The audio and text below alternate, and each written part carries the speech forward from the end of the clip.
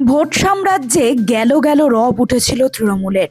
তবে দলের নয়, নির্বাচনের দিন এবং প্রার্থী ঘোষণা হওয়ার সাথে সাথেই তৃণমূলের নিজস্ব অন্দরে ভাঙনের সুর উঠেছিল বেশ কিছুদিন ধরেই। এবার তা বাস্তবায়িত। একের পর এক তৃণমূল ছাড়লেন অনেকেই, কেউ আবার দল ছেড়ে অন্য দলে যোগও দিয়েছেন। তবে প্রশ্ন উঠেছে, এই প্রভাব কি ভোট বাক্সেও পড়বে? নোয়াপাড়ার তৃণমূল নেতা সুনীল সিং, তার অফিস থেকে সরে গেল মমতা বন্দ্যোপাধ্যায়ের ছবি। তৃণমূলের নির্বাচন কমিটিতে তার নাম ছিল, তা সত্ত্বেও তিনি আর তৃণমূল করবেন না। এতদিন তার অফিসে মমতা বন্দ্যোপাধ্যায়ের ছবি ছিল, সেই ছবিও খুলে নেওয়া হলো।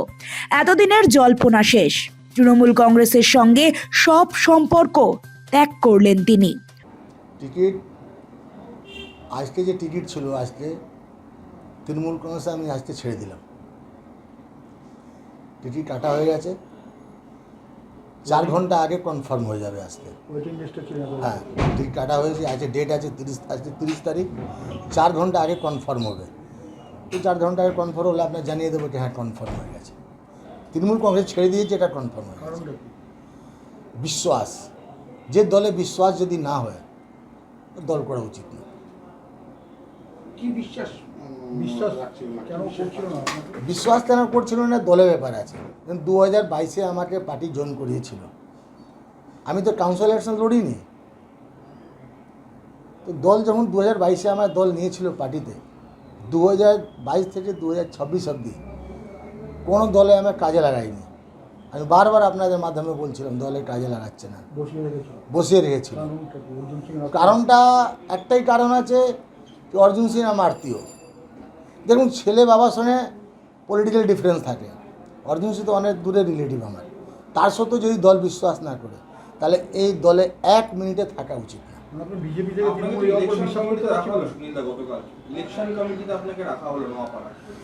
ইলেকশন কমিটিতে রাখা হয়েছে, এটা তৃণমূল কংগ্রেসের ব্যাপার আছে।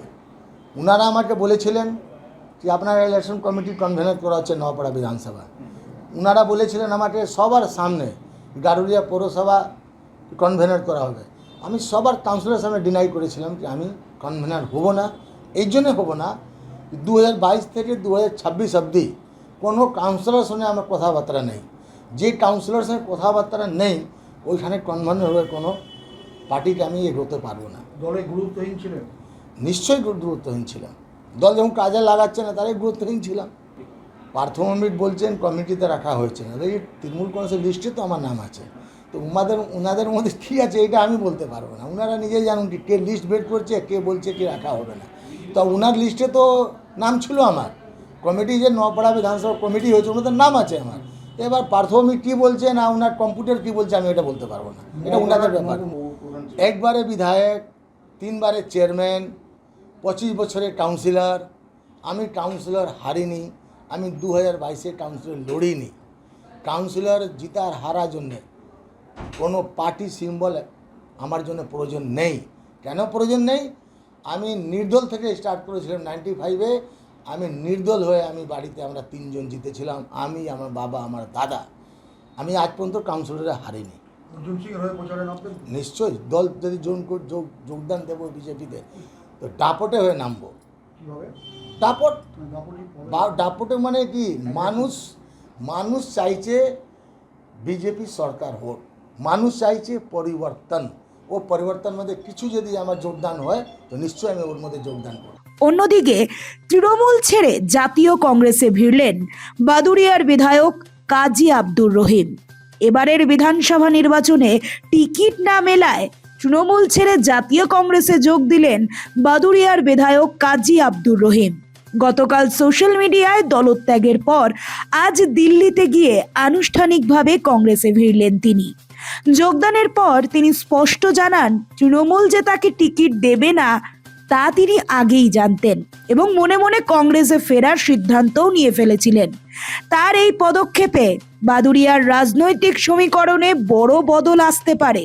তবে কি আগামী নির্বাচনে তিনিই হতে চলেছেন কংগ্রেস প্রার্থী? উত্তর দেবে সময়। কিন্তু ঘন ঘন তৃণমূল থেকে একের পর এক নেতা বিধায়ক বিদায়ে দলের অন্দরে কি প্রভাব ফেলবে?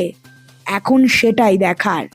আমি আপনার ঠিকই বলেছেন, নিশ্চিত আমি তৃণমূলের এমএলএ ছিলাম, আমি তার আগে কংগ্রেসের এমএলএ ছিলাম। সেদিনও আমি যে কারণে এসেছিলাম সেটা আপনাদেরকে আমি এর আগে বলেছিলাম, যে বিজেপিকে আটকাতে আমি কিন্তু তৃণমূলে আবেদন করে যাইনি, আমাকে আনা হয়েছিল। আমার বাবার যে ব্যাকগ্রাউন্ড, আমার বাবা প্রায় 50 বছর ধরে এমএলএ ছিলেন, নেতা ছিলেন, গফর সাহেব সবাই চেনেন বাংলার বুকে। সেই বিজেপিকে আটকানোর জন্যে সেদিন আমাকে তৃণমূল দলের তরফ থেকে অনুরোধ করে আনা হয়েছিল যে আগে ব্যক্তি দল নয়, আগে দেশকে বাঁচাতে হবে। সেদিন এসেছিলাম। সেদিন আমার মনে হয়েছিল, আজও হয়তো আমাকে টিকিট দেয়নি, একথা ঠিকই বলছেন, তবে আমি অনেক আগে থেকেই জানতাম যে আমি ওই দলে সত্যি অযোগ্য, তৃণমূলে আমি অযোগ্য। আমি যেদিন কয়েকদিন আগে প্রেস করেছি, আপনারা দেখেছেন যে আমি বড় অযোগ্য এই দলে। তার কারণ আমার মানসিকতার সঙ্গে ওই দলের কোনো সম্পর্ক নেই। অনেক দিন থেকেই আমি নিজেকে আস্তে আস্তে গুটিয়ে নিয়েছিলাম। এবং আমি আপনাকে বলে রাখি, আমি টিকিট দেয়নি, টিকিট দেবে নাও আমি জানতাম, কিন্তু আমি ঘরে ফিরবো এটা আমি তার আগে থেকেই জানতাম। Thank you. নোবেল বাংলা।